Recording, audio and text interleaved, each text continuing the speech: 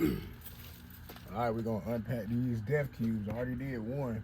Just show you what I'm working with. Let me make sure you can see it.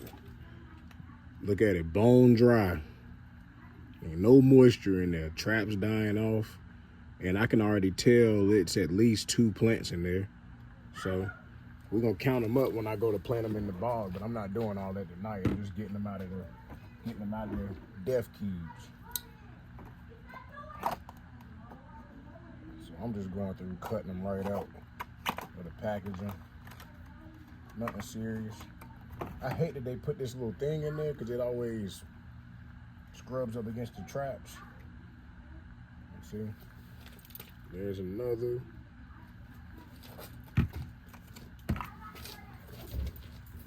If you don't have one of these headlamps, that's what I call it, get you one.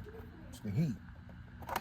If you always outside like me, at least, I'm always out here doing something.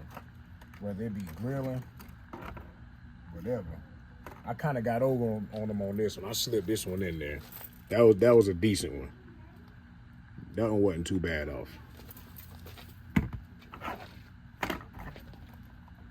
But I'm gonna just, I probably won't plant. It's Friday today.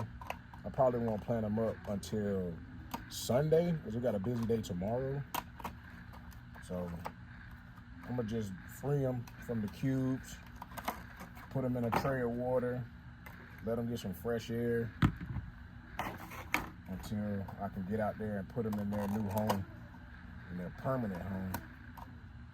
Oops. Almost.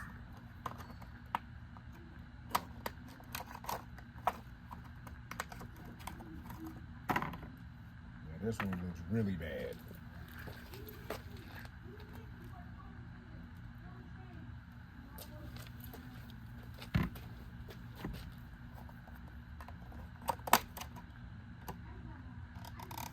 I want to cut right there. There we go.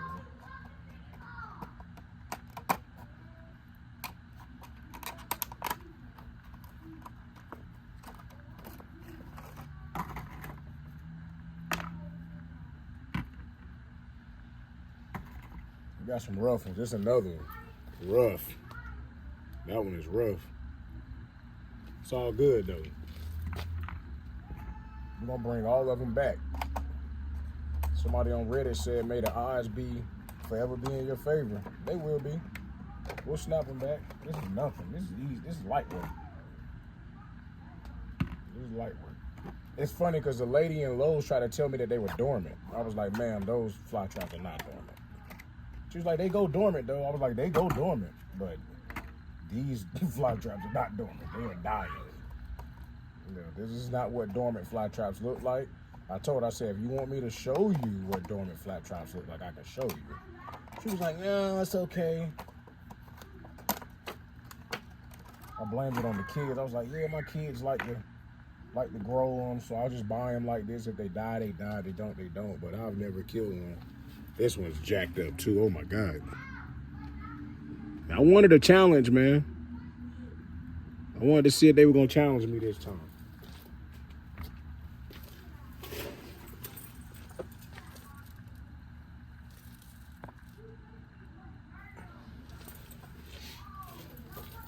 See if they were gonna challenge me this time.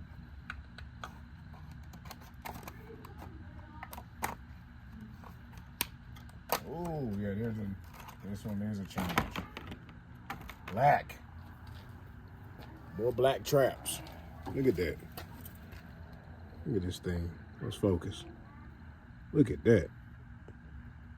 I said, ma'am, you're not gonna sell this. Nobody's gonna buy that.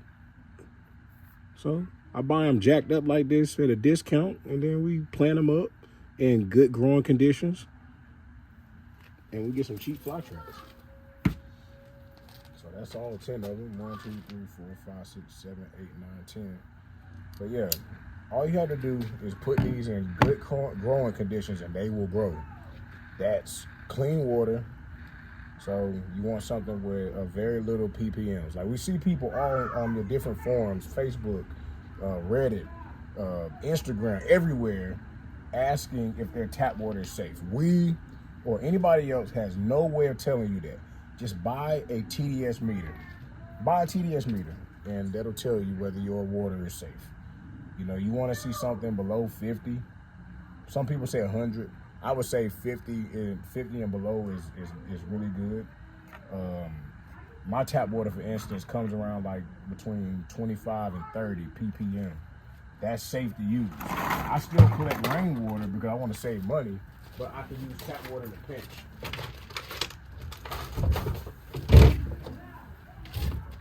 But most important, please listen, most important is the light requirements.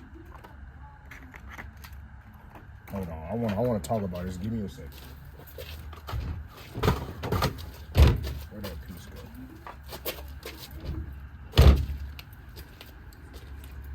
go? Look, the light requirements. You can't get around it.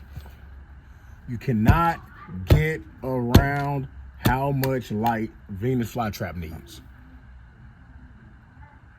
If you're giving them enough light, chances are they need more than that. You need to give them as much light as you can. And all of my bogs out here that I take pictures of, I mean, I've got a couple of them. It's the ones on the left side of the shed get a little less light than the ones on the right side of the shed. But even the ones on the left side of the shed get 8 hours a day, minimum, in the middle of the summer when the sun goes directly over my house during the summer months, which is perfect for these plants.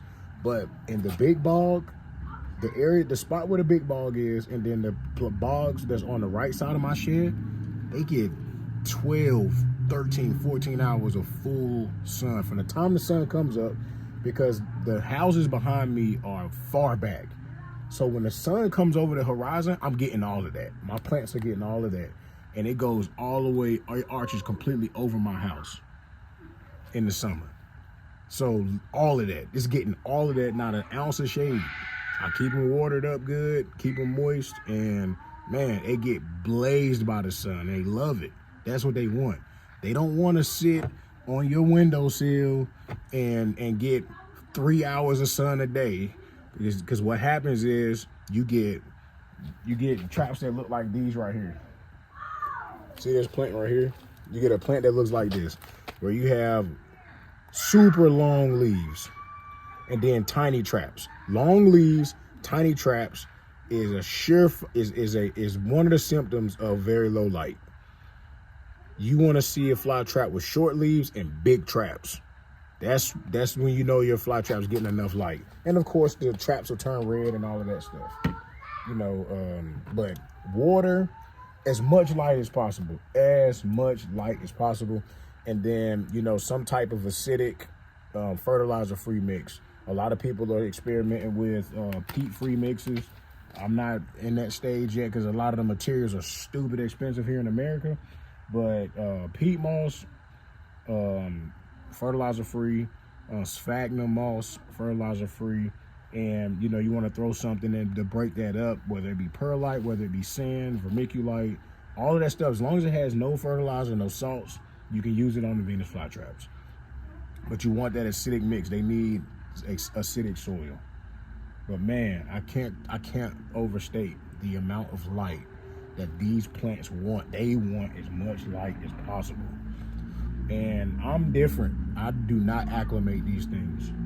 I'm not nice to them. I sit them out there in full sun. As soon as I get them like this, and the first or second day, the sun burns the leaves completely off the plant. Gone. And most people at that stage, they panic, they jump online. Oh my God, did I kill my fly trap? No, you didn't. I've done every single one of these things like this. This is 10. I just got like 14, 15 in December. I got a whole bunch of them last summer, did the exact same process. I saved a whole bunch for the kids. They did 6. They got a hanging pot over there. That 6, I actually have documented dates showing the stages. I'm going to do the same thing with these, but I'm actually going to follow them even more closely. I'm actually document the stages that these things go through when you take them out of low light and put them in high light. I'm going to tag them, and I'm going to take pictures probably weekly until they go from looking like this to looking like healthy Venus flytraps. And it's going to be a couple months. It'll probably be around like May or June and I'll have some nice, fat, healthy fly traps catching bugs, and some of them will even start flowering once they get put into good conditions. It's like night and day. When you put these things in the correct conditions, it's like night and day. They will turn around and start producing really healthy traps. And they'll go through dormancy next winter and everything. They'll be strong enough for it. All of those plants that I planted out there were planted between last March and all the fly traps were planted between last March and August. All of them went through dormancy. All of them are perfectly fine. They're still putting out traps. So these will be the same, and we're gonna document it, and I'll show, you know, pictures and videos of them. Appreciate whoever watched this video all the way to the end and got these Venus flytrap gems. You know, I'll be posting something soon. Y'all have a good weekend.